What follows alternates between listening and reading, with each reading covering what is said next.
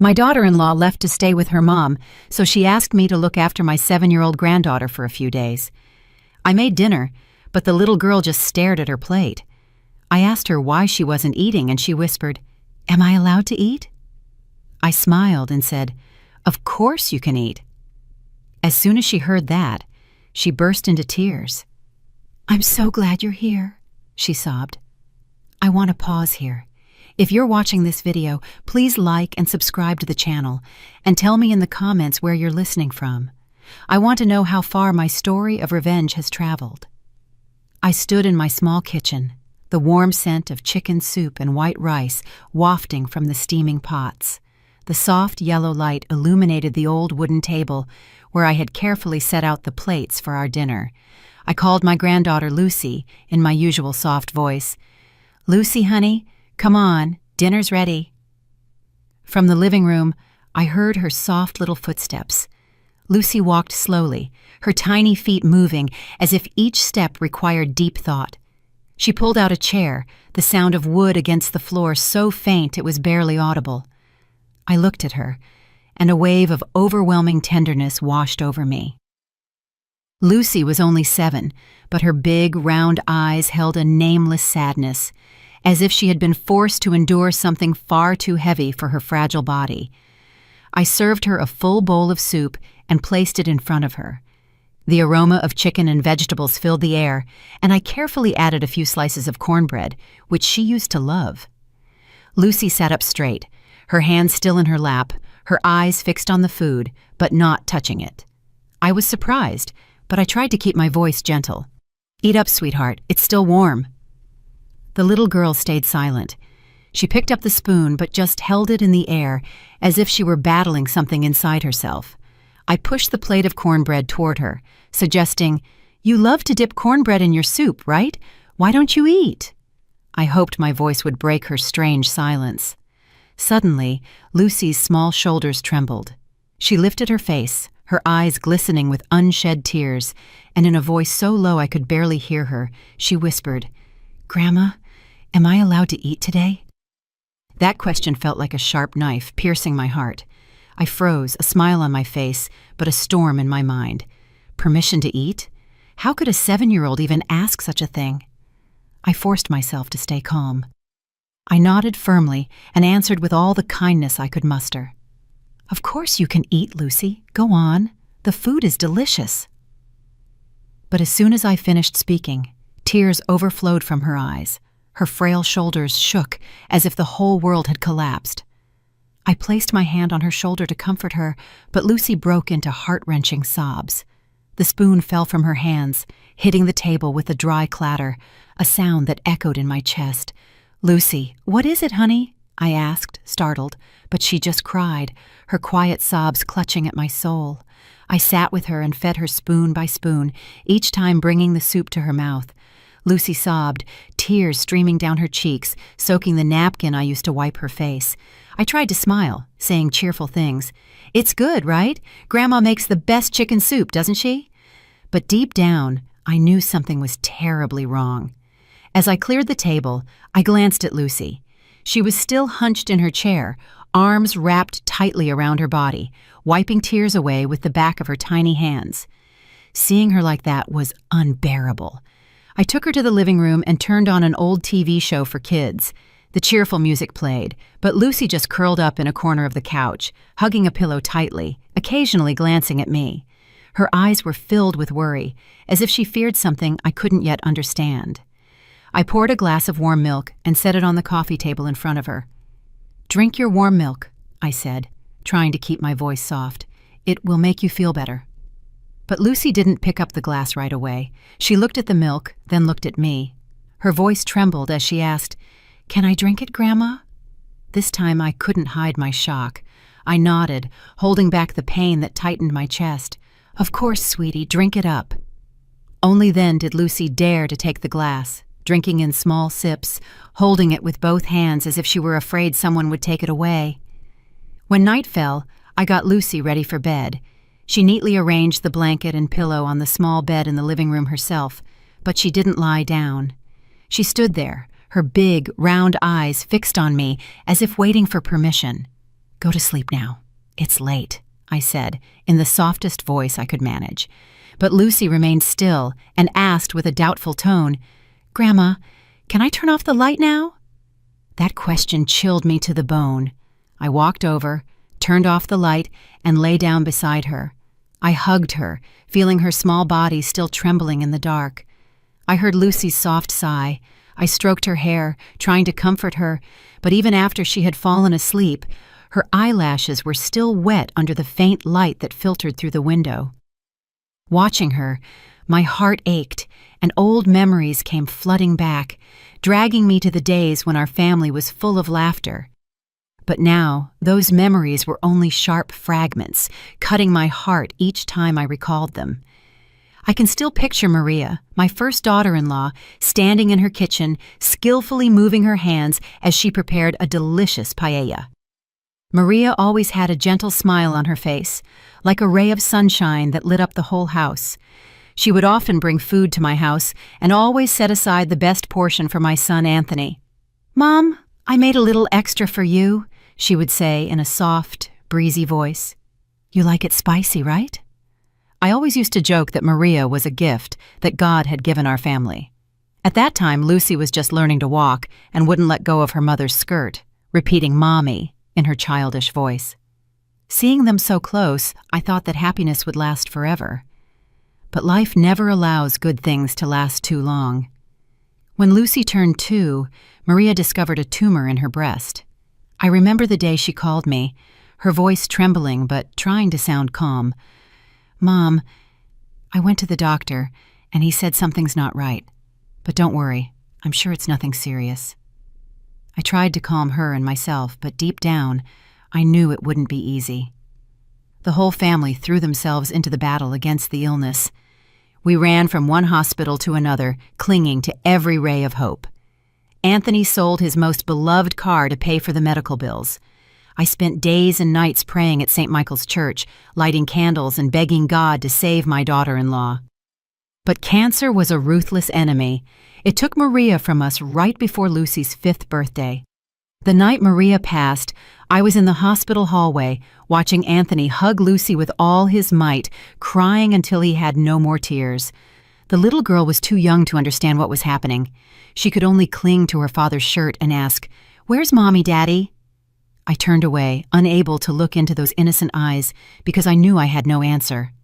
My heart felt broken, not just from losing Maria, but because I understood that Lucy's life would never be the same after her mother's death. Anthony became a single father. His job as a construction supervisor meant he had to travel constantly, sometimes a whole week without coming home. I suggested that he let Lucy stay with me, but Anthony shook his head. "Mom, I want to take care of my daughter myself. I don't want Lucy to grow up without her dad." I understood how he felt, but every time I saw Lucy sitting silently by the window, waiting for her father, my heart ached. I started going to Anthony's house more often. I'd bring food, tell Lucy stories, and teach her how to fold paper flowers to hang in her room. Lucy still had a bright smile, though sometimes a faint sadness showed in her eyes. 2 years passed, and I began to notice that Anthony was changing. He spoke less and less, and there was a constant weariness in his gaze. One afternoon, he called me, his voice full of excitement. "Mom, I met someone in Toledo. Her name is Isabel. She's a widow, and she's a really good person. I think she'll get along well with Lucy." I was happy for my son, but deep down I felt a certain worry. Lucy had lost her mother. Would she be ready to accept a new one? The first time I met Isabel, I was impressed by her charm. She came to the house with a homemade flan, golden and fragrant. She smiled warmly and hugged Lucy right in front of me. With a sweet voice, she said, "She's adorable, Grandma. I'll love her as if she were my own." At that moment, Lucy clung to me. She barely nodded in silence, but Isabel didn't seem to notice. She continued talking with me, telling me about her life in Toledo, the dishes she liked to cook, and her dream of having a happy family. Anthony was by her side, his eyes shining with a hope I hadn't seen in a long time. Seeing my son as if he had regained his light, I told myself that maybe Isabel would be the one to bring happiness back to our family. 6 months later, Anthony and Isabel got married. They moved into a little house in the suburbs of Phoenix with white walls and a red-tiled roof. I went to visit them the day they moved in and saw Lucy running in the yard with a ball in her hands. Isabel was busy unpacking, but she stopped to stroke Lucy's hair and said, "Be careful playing, don't fall." I thought everything was going well, that Lucy would soon get used to her new mother. But then Isabel got pregnant. When she gave birth to David, a healthy and beautiful baby boy, the whole family was filled with joy. Anthony called me, excited. "Mom, David looks so much like Maria. He has the same big, round eyes." I went to visit them with a wool blanket I had knitted for my grandson. Isabel held David with a radiant smile, while Lucy stood quietly in a corner, watching everyone fuss over her little brother. I called her over and said, "Lucy, come give your brother a hug." But the little girl just nodded and walked away silently, hugging her old rag doll tightly. As time went on, I started to notice small changes. Whenever I called, Isabel would cheerfully answer, "Lucy is behaving very well. She loves playing with David." But when I went to visit them, I saw that Lucy spoke less and less.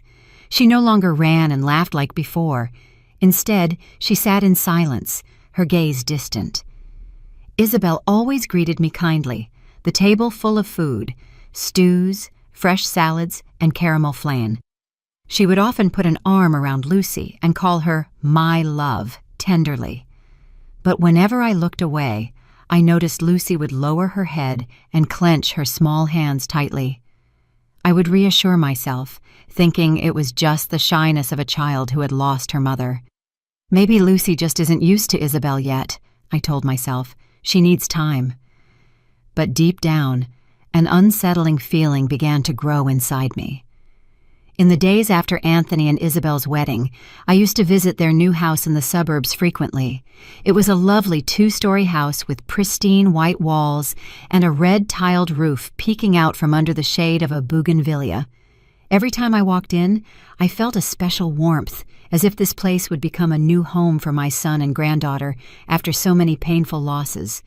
But now, as I remember it, I realize that warmth was just a facade, and I had been too naive to see the cracks that were slowly starting to show. The first time I went, I stood in front of the gate with a bag of fresh oranges I had picked from my garden. Isabel came out to open the door, still wearing an apron smudged with flour, holding Lucy in her arms. Her smile was as radiant as the summer sun. "Come in, Mom. I'm baking a pie for the family."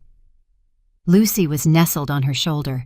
Her big, round eyes looked at me, but she didn't say anything. I stroked her hair and smiled. "Grandma brought you some oranges. They're so sweet."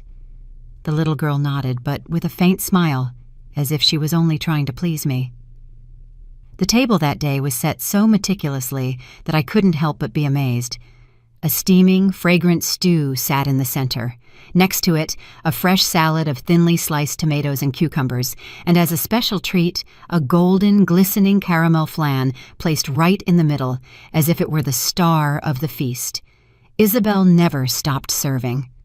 She filled Anthony's wine glass, put more meat on Lucy's plate, and with a loving voice said, "Lucy loves stew, right, sweetie?" Then she would pat her shoulder and add, "My love, eat lots." Lucy just nodded.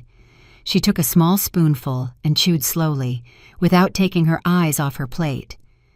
Anthony was sitting across from her, a look of happiness in his eyes that I hadn't seen since Maria left. He took Isabel's hand, turned to me, and said with pride, "Isabel takes care of everyone with so much love, Mom.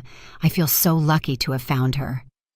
Seeing them all together like that, my heart was at ease.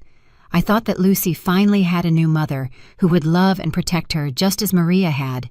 I truly believed it. I believed happiness had returned to my sons' and granddaughters' lives. From time to time, Isabel would bring Lucy to my house on weekends. She always arrived with a basket of rolls or a jar of homemade orange marmalade and a big smile. "Mom, I made some marmalade for you," she'd say. "Taste it and see if you like it." The neighbors couldn't stop praising her. "Your daughter-in-law is so dedicated. She always says hello so politely." Mrs. Miller, who lived next door, even commented, "Isabel is a wonderful woman. I always see her carrying Lucy, taking care of her as if she were her own daughter." Hearing those words, my confidence in Isabel grew. I thought I had done the right thing by supporting Anthony in marrying her, that Lucy was receiving love in a new home. But over time, during my visits, I started to notice different things. Lucy smiled less and less. Before, she used to excitedly tell me about her dolls or show me her messy drawings. But now, she would stay quiet, her gaze distant, as if she were trapped in a world I couldn't reach. Once, while we were having lunch, Anthony and Isabel were chatting animatedly about work and their plans for the weekend. Isabel laughed loudly, telling me she had bought a new toy for David, the baby who was sleeping in his bassinet. But Lucy just sat there, moving her spoon in her soup without saying anything. I got worried. I put my hand over hers and asked in a low voice, "Lucy, is the soup not good? Do you want Grandma to get you some meat?" The little girl looked up, a slight jolt in her eyes. Then she shook her head. "No, it's good." But her voice was barely a faint whisper, as if she was trying to hide something. I looked at Isabel. She just smiled and quickly replied, "She must miss her sister Maria, Mom. It's just a kid thing. She'll get used to David and me." Isabel's words were gentle and logical, and I nodded, deceiving myself with the same reason. Of course, I thought, Lucy must just be missing her mom. She just needs time to adjust to the new family. One suffocating June afternoon, I was sitting on my porch, fanning myself with a paper fan, when the phone rang. It was Anthony. My son's voice sounded rushed, with a hint of worry. "Mom, Isabel and I have to go to Toledo urgently for a few days this weekend. We're taking David with us, but it's not so convenient to take Lucy. Could you watch her?" My heart felt lighter, as if I had been given a valuable opportunity. "Of course, son. I'm always ready to take care of Lucy," I replied right away, trying to hide the secret joy of being able to spend time with my granddaughter. The next morning, as the first rays of sun came through the window, I heard Anthony's familiar horn. I went out to the gate and saw my son's old car parked in front of the house. Anthony opened the door and helped Lucy out, while Isabel carried David, who was yawning widely in his mother's arms. Lucy was wearing a pink backpack with princess drawings. She stuck to her dad's side, her eyes fixed on her little white shoes. Isabel came over, handed me a bag with neatly folded clothes, and smiled. "Mom, here are Lucy's clothes. Remember to give her milk before bed, and also that she tends to forget to put on her jacket when she goes out."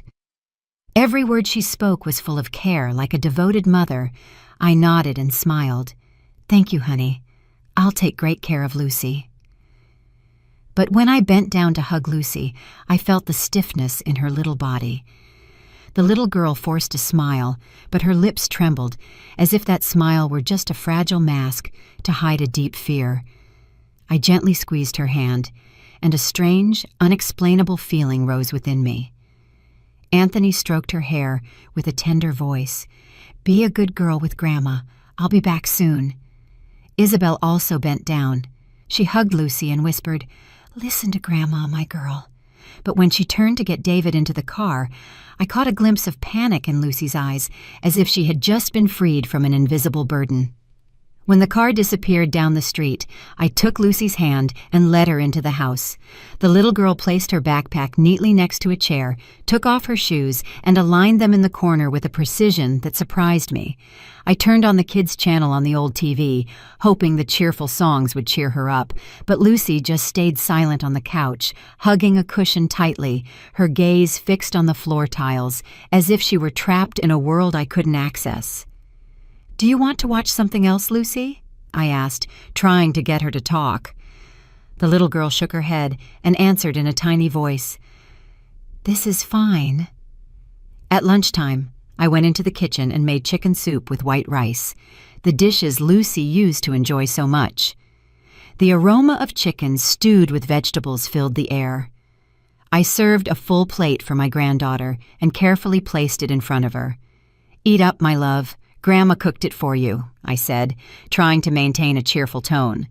But Lucy just picked up the spoon and stayed still, her eyes fixed on the soup, as if she were doubting something. I pulled up a chair and sat beside her, encouraging her gently. "Eat, sweetie. It doesn't taste as good when it gets cold." The little girl looked at me, her lips moving as if she wanted to say something, but she remained silent. I put a piece of chicken on her plate and smiled. "Try this. It's very tasty." Only then did Lucy dare to bring a small spoonful to her mouth, chewing slowly, her eyes tense, as if each bite were a challenge. I watched her, and an inexplicable unease washed over me. "She must miss her home," I repeated to myself, trying to chase away the feeling. "She's not used to it yet." But deep down, I knew something wasn't right. And that same night, the question that was tormenting me began to echo. The next morning, the first rays of sunlight came through the window and illuminated my small kitchen. I got up early to prepare a simple but loving breakfast, slices of toast with olive oil and crushed tomatoes, accompanied by a glass of warm, fragrant milk. That aroma used to make Lucy smile, but that day when I called out, "Lucy, come eat breakfast, sweetie," the little girl came out of the living room in silence, her small, slow steps carrying an invisible weight. Lucy sat down at the table, her hands resting obediently on her lap, and her gaze fixed on the old wood. I brought the plate of toast closer and smiled. "Eat up. You also have warm milk. Grandma made it just the way you like it." But she didn't touch anything. She took a slice of bread and stopped, whispering in a low, trembling voice, "Grandma, can I eat this?" That question, simple as it was, pierced my heart like a knife. I was shocked, but I answered with tenderness, "Of course, my love, eat. Grandma made it for you." Only then did Lucy dare to take a small bite, chewing slowly, her gaze fixed on the table, as if she were afraid of making a mistake. As I poured more milk into her glass, the little girl looked up and asked with a trembling voice, "Can I have more?" I nodded, but inside, a storm was brewing. Why did a 7-year-old girl have to ask permission to eat? To drink? As if the most basic things in life were a privilege. I looked at her, my heart aching. She drank in tiny sips, hugging the cup tightly, as if she were afraid someone would take it away. That image left a lump in my throat.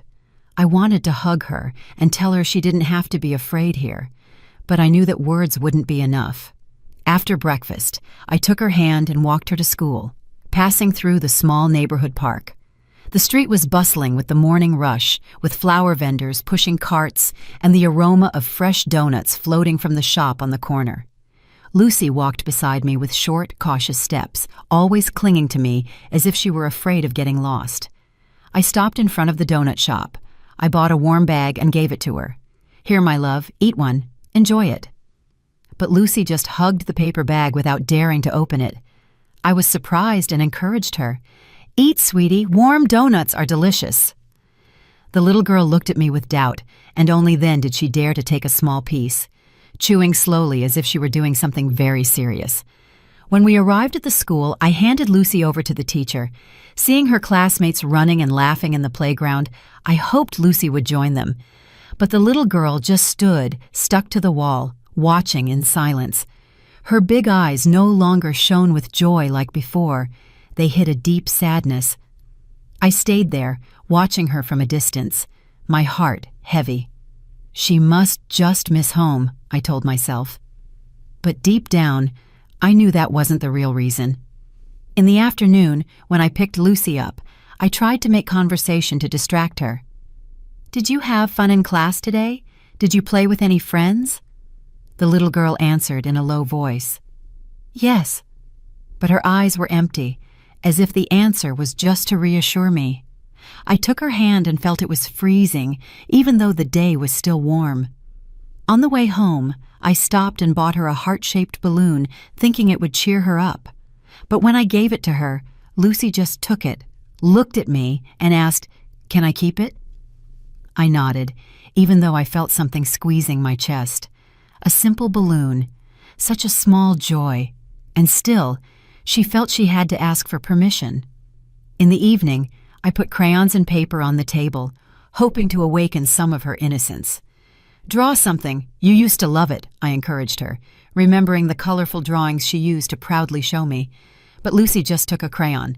She hesitated and then asked, "Can I draw?" I nodded, holding back the sadness that was consuming me. Lucy began to draw slowly, carefully. A picture gradually appeared. A man, a woman, and a small boy. I leaned in and asked, "Who are they, honey?" Lucy hesitated and murmured, "Mom and Isabel." I stroked her head, feigning cheerfulness. "And why don't you draw yourself too? The family would look prettier." But she didn't answer. She lowered her head, and tears began to fill her eyes, falling silently down her cheeks. Seeing her like that broke my heart. I hugged Lucy close to my chest and felt her small body tremble. "Are you okay, Lucy? Do you want to tell Grandma something?" I asked urgently. But the little girl just shook her head and squeezed my hand tightly, as if she were holding a secret too big to share. I stroked her hair as an indescribable pain washed over me. I knew something terrible was happening, but I still didn't dare to face it. At night, I cooked a southern fish stew, her favorite dish. I served a full plate and placed it in front of her, smiling. "Try it. Grandma made it just the way you like it." But Lucy took the spoon and immediately put it down, murmuring, "What if I spill it?" That question chilled me. I answered gently, "If you spill it, we'll clean it up. It's okay." The little girl looked at me for a long time, as if trying to make sure I was telling the truth. Only then did she dare to try a small spoonful, eating slowly without taking her eyes off the plate. When she finished, Lucy got up by herself, carefully washed the dishes, and arranged them in the dish rack without me saying a word. Watching her do everything with such caution felt like carrying a stone in my chest. Before going to bed, Lucy folded her own blanket and pillow perfectly. Then she sat up straight on the bed, looked at me, and asked, "Can I go to sleep now?" I nodded, though my heart was breaking. "Go to sleep, honey. Grandma is here with you," I said, trying to sound calm. The little girl lay down, turned her back, and sighed very softly, as if releasing a huge weight. I stayed by her side, stroking her hair as I watched her sleeping face, feeling the pain tear me apart inside. On that Sunday, the soft sunlight filtered through the red bougainvillea that covered my brick-paved patio.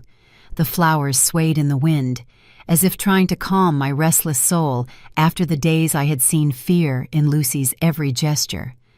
I decided to take my granddaughter out to the patio, hoping the fresh air and a little light would make her open up. I brought out 2 glasses of cold orange juice. I put a glass in front of Lucy and smiled. "Here, Grandma squeezed fresh oranges. It's very sweet." The little girl took the glass with both hands. She took only a small sip and then put it down on the table with a cautious look, as if she were waiting for something. I sat beside her, trying to keep my voice as soft as possible. "Lucy, you can be yourself here. You don't have to ask for permission for anything. If you want to drink, drink. If you want to play, play. Okay, sweetie?" The little girl nodded, but remained silent, clutching the glass as if she were afraid someone would snatch it from her. Seeing her like that, my chest ached. I got up, took a box of cookies from the kitchen, put it on the table and said, "Eat a cookie. Grandma bought the kind you like." Lucy grabbed a cookie, but suddenly her eyes filled with tears. I was surprised and leaned toward her. "What's wrong, sweetie? Is everything okay?" The little girl pressed her lips together. Tears streamed down her cheeks. Her voice was trembling, barely a whisper in the house. "If I'm not good, they don't let me eat." Those words were like a sharp knife that went straight through my heart. I was paralyzed, unable to believe what I was hearing. I squeezed her hand, pleading, "Lucy, tell me what happens at home. Don't be afraid. Grandma is here with you." Lucy burst into sobs. The broken sobs made her whole body shake. She hugged me, her voice trembling. "Mommy, Isabel makes me wash the dishes and clean the house. If I make a mistake, she punishes me by not letting me have dinner. One day she made a paella. It smelled so good. But she only let me watch. I was so hungry, Grandma." Each word from the little girl was another blow, sinking deep into my soul. I hugged her tightly, feeling her small body tremble in my arms. "And what else? Tell Grandma everything," I said, trying to stay calm, though I was boiling with rage inside. The little girl sobbed, tears soaking my clothes. "Mommy also locks me in a dark room when I break a glass. I'm so scared, Grandma. It's so dark. David always gets candy. Mommy holds him, but if I want to eat, I have to ask for permission. And even when I ask, Mommy doesn't let me." My heart shattered. The image of Lucy, a 7-year-old girl locked in the dark and denied food for breaking a glass, left me breathless. I stroked her hair, consoling her. "It's okay, my love. You're here with Grandma now. Nobody will scare you again." But Lucy kept crying, clinging to the sleeve of my shirt, her voice trembling. "Grandma, I'm scared to go back home. I don't want to go back anymore." I hugged her for a long time. With my gentle strokes, she slowly stopped crying. When I asked her, "Have you told your dad about this?" Lucy shook her head, moving from side to side, her eyes red. "Dad wouldn't believe me. When he's around, Mommy Isabel always says, 'My little girl,' and she always hugs me. Dad only sees that Mommy is good to me." Those words were the final blow that made me understand that Isabel had built a mask that was too perfect. I squeezed Lucy's hand and promised her firmly, "You are safe here. Grandma won't let anyone hurt you again. Do you understand?" In the afternoon, I tried to distract my granddaughter. I took Lucy to the patio and showed her how to water the small potted plants that I had planted myself. The little girl held the watering can carefully, step by step, but in her eyes there was still an impossible sadness to erase. I told her stories from my childhood in a small town near Phoenix, where I used to run under the olive trees. Lucy listened attentively. Sometimes she nodded, but the smile still didn't appear. I knew the wounds in her heart couldn't heal with just a few stories. At night I cooked fried rice with vegetables and meat, a simple but colorful dish. When I placed the bowl in front of Lucy, I smiled. "Eat, honey, eat it with gusto." For the first time in several days, the little girl didn't ask for permission. She took a spoonful of rice, ate slowly, and then looked up at me with eyes that were a little brighter. After finishing her plate, Lucy timidly asked, "Grandma, can I have seconds?" I nodded. I served her another full bowl, and my heart overflowed with a mix of joy and pain. My granddaughter was beginning to feel safe, but I knew the fear was still buried deep in her soul. Before going to bed, Lucy folded her blankets by herself, sat on the bed, and looked at me with softer eyes. She whispered, "Grandma, I wasn't afraid to eat anymore." That sentence made me laugh, but it also let tears roll silently down my cheeks. I tucked her in and stroked her hair. "Sleep well, my love. Grandma will always be here with you." Lucy nodded, closed her eyes, and for the first time, I saw her sleep with a slight smile on her lips. After Lucy's tearful confession, I couldn't stand by and do nothing. I knew that if I didn't act, my granddaughter's pain would be buried forever under Isabel's perfect facade. On Monday morning, I woke up early and prepared breakfast for Lucy as usual. As I watched her bring small spoonfuls of oatmeal to her mouth, still with a bit of distrust in her eyes, I clenched my hands under the table and decided I had to uncover the truth. After dropping Lucy off at school, I stood in front of the gate, watching her go into class with a quiet air, not mingling with the other children playing. Then I turned and took the first bus to the neighborhood where Anthony's family lived. It was a quiet street with 2-story houses, one next to the other. Balconies covered with red bougainvillea. The scent of the flowers filled the air, but it couldn't calm the storm raging inside me. I stopped in front of Mrs. Miller's house, a widow over 60 who used to sit on her porch embroidering. Mrs. Miller was always up to date on everything that was happening around her, and I hoped she could give me an answer. I knocked on the door, and Mrs. Miller came out. Her eyes narrowed when she saw me. "Mrs. Johnson, I haven't seen you in a while," she said in a friendly but somewhat curious tone. I smiled, trying to stay calm, and went straight to the point. "Mrs. Miller, I want to ask you about Lucy." my granddaughter. Have you seen anything unusual at Anthony's house?" When she heard Lucy's name, her gaze darkened. She took my arm and, lowering her voice as if she feared someone might overhear, she said, "I saw Isabel punishing the little girl in the yard. Once she dropped a plate, and she made her kneel under the midday sun. She wouldn't let her get up, even though she was crying and begging." Mrs. Miller's words were like a punch to my chest. I clenched my fists tightly, trying to contain the rising rage. "Is there anything else, Mrs. Miller?" I asked, my voice trembling. She sighed, looking toward the empty street. "Many times I wanted to intervene, but Isabel always locked the gate. She wouldn't let anyone get close. Once I knocked on the door to ask about Lucy, and she yelled at me to mind my own business. But, Mrs. Johnson, I saw the look in that little girl's eyes. It wasn't the look of an innocent child." I thanked her with a heavy heart, as if I were carrying stones. The image of Lucy kneeling under the sun, crying and begging, tore my soul apart. I left Mrs. Miller's house and went straight to St. Michael's Church, where Anthony's family attended every Sunday. The church was at the end of the street, with its worn stone walls and the echo of the bells. I looked for Father Michael, the elderly priest with completely white hair, who had witnessed so many stories in the neighborhood. I found him arranging holy books in a corner. He looked up when he saw me. "Mrs. Johnson, it's been a long time since you've been here. Is something wrong?" I sat down on the wooden bench.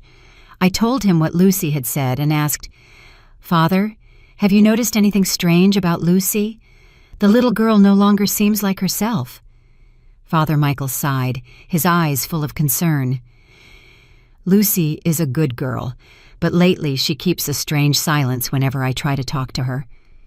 Isabel answers for her, saying she's just shy. But I feel something isn't right. Once after Mass, I saw her standing alone in the yard, watching David in Isabel's arms with a very deep sadness in her eyes." He paused for a moment. Then he continued, "Isabel once told me that you have to raise children with a firm hand or they'll get spoiled. But I've seen her pamper David too much, always giving him candy and toys. And Lucy, on the other hand, it's as if she doesn't exist." Father Michael's words confirmed what Lucy had already told me. A mix of rage and powerlessness swept over me. I thanked the priest, promised to return, and left the church. On my way back, I stopped at the corner store and bought a bag of candy, hoping to give Lucy a small moment of joy. But when I gave her the bag that afternoon, the little girl looked at it for a long time and asked, "Grandma, can I have one?" That simple question was the clearest and most painful proof of everything I had heard. I nodded, holding back my tears. "Eat them, honey, as many as you want." Lucy opened the bag carefully, took only one piece of candy, and put the rest in a drawer, as if she was afraid someone would catch her. That image tore me apart. The repression had cut so deep that even a small joy required permission. I sat down next to her and stroked her hair. "Lucy, what flavor do you like best? Next time, Grandma will buy you more." She looked up, a slight sparkle in her eyes. "Strawberry, Grandma." But she immediately lowered her head and whispered, "But I don't need many. One is enough." Those words made me cry, unable to stop myself. I hugged her tightly and whispered, "You deserve to eat the whole bag, my girl. Grandma won't let you be afraid again." That night, I made a simple but warm dinner of a Spanish omelet and salad, which Lucy used to like.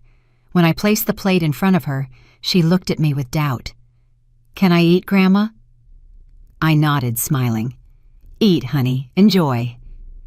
This time, Lucy ate slowly, but her gaze was no longer so tense. I watched her from across the table, my heart torn between pain and determination. What Mrs. Miller and Father Michael had told me, along with Lucy's fears, had given me enough reason to act. I lay down next to Lucy that night, listening to her quiet breathing in her sleep, but inside, I couldn't be at peace. I thought about Isabel, her fake smile, the way she built the image of a perfect mother in front of everyone. I thought about my son Anthony, who was perhaps still blind to the truth, and I thought about Lucy, that small child who was enduring wounds no one knew about. I clenched my fist and told myself in silence, when Anthony and Isabel return, I will not let the silence win. I will confront them for Lucy, for my own blood, and for the justice she deserves. That weekend, as the sun slowly set over the narrow street in front of my house, I heard Anthony's familiar horn. I stood at the door, my heart pounding, knowing that this day would not be like the others. The old car stopped in front of the gate. Anthony got out, his face tired but his eyes lit up as he looked toward the entrance. Isabel followed him, carrying David in her arms.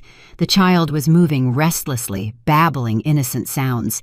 I took Lucy's hand and led her with me to the door, feeling her small hand tighten against mine, as if she were looking for a safe place to hold on to. Anthony bent down, opening his arms. "Lucy, come here. Daddy missed you so much." But Lucy just clung to me, her big eyes looking at him with a bit of fear. She let herself be hugged for just a moment and then immediately let go, stepping back to hide behind me. I looked at my son, my heart sinking as I saw the surprise flicker across his face. Isabel came in right away, placed a gift bag on the table, and smiled widely. "Mom, I brought some wine and typical pastries from Toledo.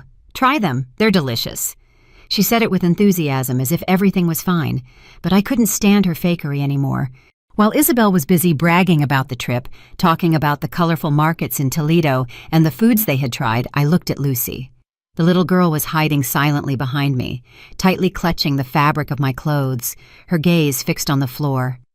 I felt the tension in her small body and knew I couldn't stay silent any longer. When everyone sat down at the table, with a meal of stew and salad I had prepared, hoping to create a warm atmosphere, I took a deep breath, looked directly at Anthony, and said, "Son, do you know that your daughter has to ask for permission to have dinner?" The air in the room suddenly grew heavy. Anthony froze, his fork suspended in midair. He looked at me and then turned to Isabel, his eyes confused. "Mom, what are you talking about?" Isabel, keeping her composure, placed her wine glass on the table and smiled faintly. "That's right, Mom. Children need to be disciplined. Eating is a privilege, not an automatic right. I just want Lucy to learn discipline." Her voice was soft, but each word was like a knife stabbing into me. I couldn't contain my fury. I slammed my hand on the table, my voice trembling with rage.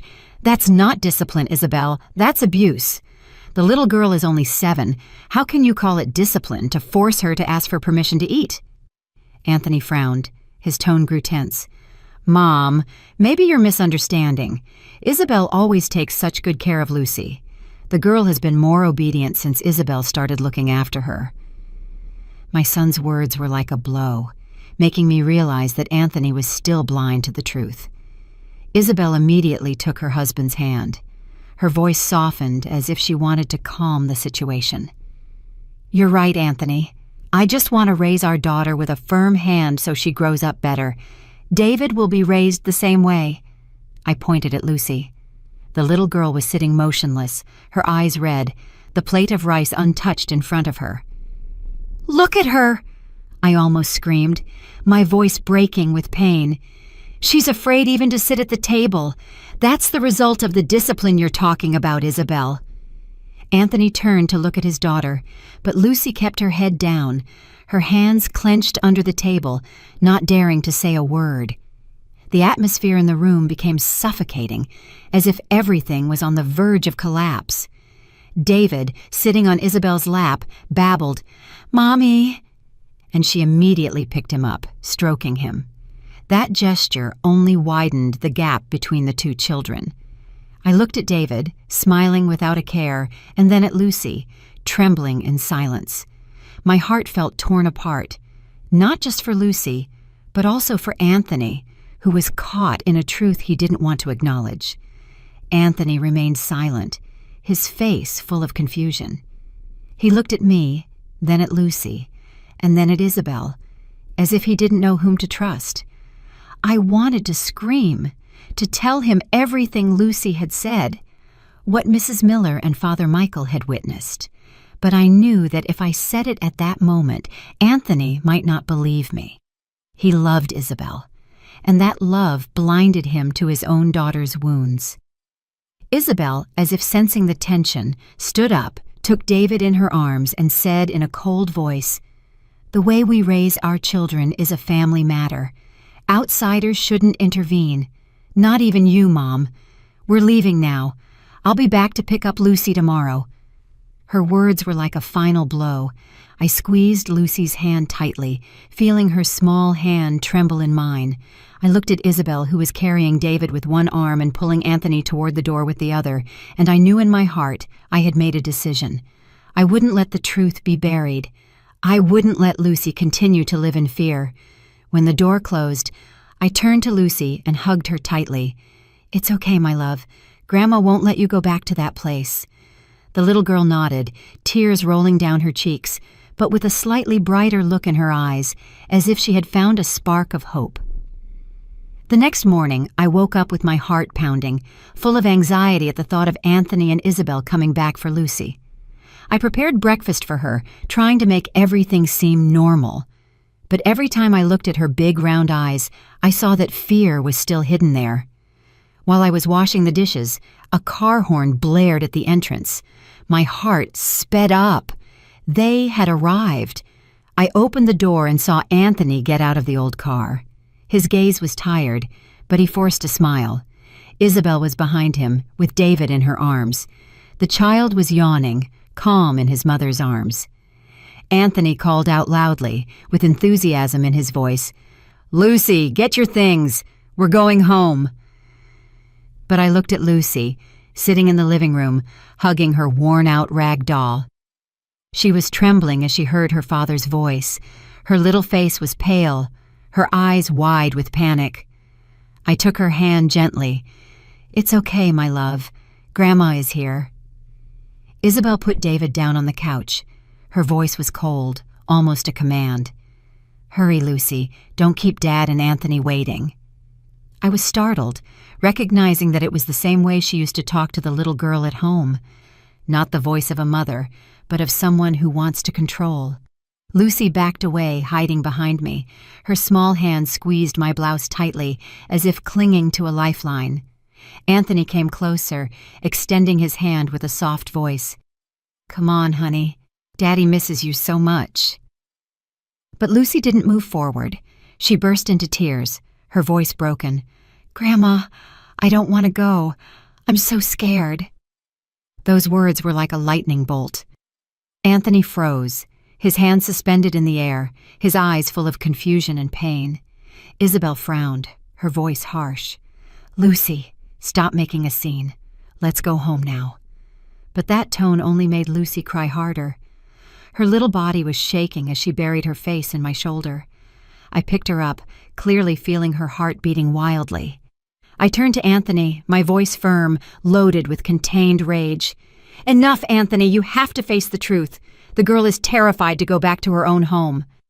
Anthony tried to kneel down to talk to his daughter, but Lucy only hid more in my shoulder, not daring to look at him. Isabel pushed David's hand away as he tugged on his father's shirt. She picked him up as if he were a shield, her eyes icy. "Mrs. Johnson is exaggerating. Lucy is just throwing a tantrum." But I couldn't bear that lie anymore. The air in the room was so tense it seemed to be on the verge of breaking, and I knew it was time to act. I took out my phone in front of Anthony and Isabel. I dialed Ellen, a lawyer friend I trusted. "Ellen, I need your help. My granddaughter is in danger," I said in a trembling but firm voice. I immediately called social services. I explained briefly but clearly, "My granddaughter, Lucy, is being abused in her own home. I need you to intervene immediately." Isabel screamed in a shrill tone. "What in the world do you think you're doing? This is a family matter." But I stood between her and Lucy, answering harshly, "No, Isabel, this is no longer a family matter. It's a legal matter. I'm not going to let you do whatever you want with my granddaughter anymore." Anthony stood there, completely confused. He lit a cigarette, but his hand trembled so much he couldn't smoke it. He looked at me, then at Lucy, his eyes full of anguish. "Mom, what's happening? Explain it to me." But before I could answer, the siren of a car echoed from the entrance. Barely 20 minutes later, 2 social workers entered, along with a local police officer. The whole neighborhood started to whisper. Some curious neighbors watched from a distance. A social worker with a small build, but a gentle voice knelt in front of Lucy. "Hi, I'm Anna. Can you tell me what's happening? I'm here to help you." Lucy squeezed my hand tightly, still trembling, but my look gave her strength. She nodded and said in a low, broken voice, "If I'm not good, Mommy Isabel won't let me eat. One day everyone ate paella and I could only watch. She also locked me in a dark room when I broke a glass." Each word was a direct blow against Anthony. He was pale, his hands trembling until he dropped his cigarette on the floor. Isabel tried to defend herself. Her voice was desperate. "It's all a lie. I've just been a little strict with the girl. Lucy, tell everyone you lied." But Lucy's terrified look and the tears rolling down her cheeks were the most compelling accusation. The social worker took notes carefully and then turned to me. "Mrs. Johnson, we're going to need more information. The girl will stay with you temporarily. Is that okay?" I nodded. I hugged Lucy tightly and felt her body slowly relax in my arms. When the social worker and police officer left, Isabel carried David toward the car. She turned to look at me, her eyes full of hatred. "You're going to regret this, Johnson." But I wasn't afraid. I looked her directly in the eyes and replied, "I only regret not acting sooner." Anthony didn't say anything. He just lowered his head and walked after Isabel. But I knew that in his heart, confusion reigned. That same day, the police filed a report. Isabel was taken to the station for investigation. Her face was full of panic, even though she tried to seem calm. Anthony accompanied her, his face haggard, as if his whole world had fallen apart. I watched my son leave the house and felt a gut-wrenching pain. I knew Anthony loved Isabel, but I also knew he loved Lucy more than anything. He had just let that love blind him to his daughter's wounds. I stayed with Lucy, hugging her for a long time and comforting her until she fell asleep in my arms, her wet eyelashes closing in sleep. In the following days, social services allowed Lucy to stay with me temporarily, under strict supervision. I did everything I could to give her the most normal life possible. Every morning, I took her to school and watched her go into the classroom with slightly lighter steps. I started to notice small changes. Lucy was laughing again when she played with her friends in the playground, though her smile was still a little shy. One afternoon when I picked her up, Lucy ran toward me, showing me a clumsy drawing. "Grandma, I made this in class today. The teacher said it was very pretty." I hugged her, and my heart was filled with joy as I saw her eyes shine, even if just for a moment. A few weeks later, the trial began. I prepared with everything I had gathered. Lucy's testimony, Mrs. Miller's account of the times the girl was forced to kneel in the sun, and Father Michael's observations about the little one's unusual silence. I entered the courtroom holding Lucy's hand, feeling her small hand grip mine tightly. She didn't have to testify directly, but her testimony, recorded by the social worker, echoed clearly in the room. "If I'm not good, Mommy Isabel won't let me eat. There were days when everyone ate, and I could only watch." Each word from the little girl, though soft, was like a hammer blow that shattered Isabel's mask. Isabel tried to justify herself. Her voice trembled. "I just wanted to teach her discipline. I didn't do anything wrong." But the evidence was too clear. Mrs. Miller's testimony, Father Michael's confirmation, and above all, Lucy's frightened eyes, said it all. The court found Isabel guilty of child abuse. She was sentenced to prison, and the judge granted a divorce between Anthony and Isabel. Anthony was given full custody of Lucy, while David remained with his mother, although Anthony had the right to visit him at any time. After the trial, Anthony brought Lucy to my house. He knelt in front of his daughter, hugged her for a long time, and said in a broken voice, "Forgive me, Lucy. I've been so careless. I didn't know what you had to endure." Lucy just stood there, her eyes red, but then she whispered, "Dad, Don't let me go back with Mommy Isabel." Anthony nodded, tears rolling down his cheeks. "I promise, honey. From now on, it's just you and me." I stood next to them, watching father and daughter hug, my heart relieved, but also aching. I knew Anthony blamed himself, but I also knew he would do everything he could to make it up to Lucy. That night, I cooked a big chicken jambalaya, the dish Lucy used to love, but which had been forbidden at Isabel's house. The aroma of spices and sausage filled the small kitchen, and when I placed the plate in front of Lucy, she looked up and smiled. "Grandma, can I eat it?" I smiled, though my heart ached. "Eat, honey. Eat as much as you want." This time Lucy took a full spoonful, ate with gusto, and there was no longer fear in her eyes. She even asked for another plate, and her radiant smile lit up the whole house like a ray of sunshine. From time to time, Anthony would bring David to visit us. The two siblings were always together. They would draw, play on the swing in the yard, but I noticed that in Lucy's eyes there was still a bit of wariness whenever David was mentioned, as if she couldn't forget the days of injustice. I sat beside her and asked tenderly, "Do you like playing with your brother?" Lucy nodded, but then said in a low voice, "I love David, but I'm afraid that they will love him more than me."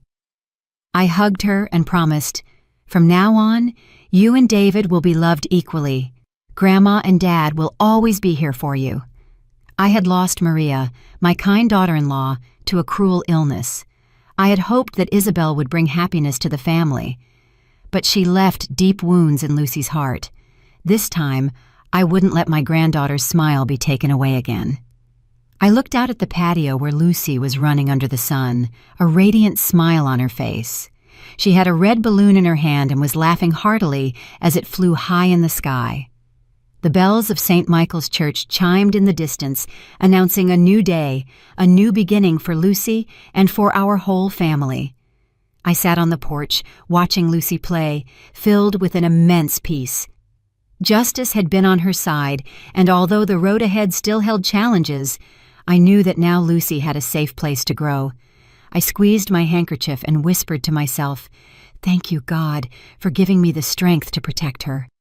Outside, the bright sun illuminated the bougainvillea, and Lucy's laughter was like a melody that resonated in my heart. Looking back on everything I had been through, I understood that the greatest lesson was not just to protect a child, but also to dare to stand up against silence and lies. There are pains that don't show on the body, but deeply scar the soul, forcing a child to ask for permission to eat, to laugh, to live. The message I want to leave with you, who have followed my story to this moment, is that love should never be confused with control or punishment, and that discipline can never be an excuse for abuse. Each of us, whether a parent or a grandparent, has a responsibility to listen to those small voices that seem fragile, because sometimes those trembling whispers are the loudest cries for help. And most importantly, always remember that justice may be slow, but it will always arrive, as long as we have the courage to protect the truth and those we love. The story you have just heard has been changed in names and places to protect the identity of the people involved. We are not sharing this to judge, but with the hope that someone will listen and stop to reflect. How many mothers are suffering in silence in their own homes? I truly wonder, if you were in my place, what would you do? Would you choose to stay silent to keep the peace? Or would you dare to face everything to regain your voice? I want to know your opinion, because every story is like a candle that can light the way for someone else. God always blesses, and I am convinced that courage leads us to better days. In the meantime, on the final screen, I leave you with two of the channel's most beloved stories. I'm sure they will surprise you. Thank you for staying with me until this moment.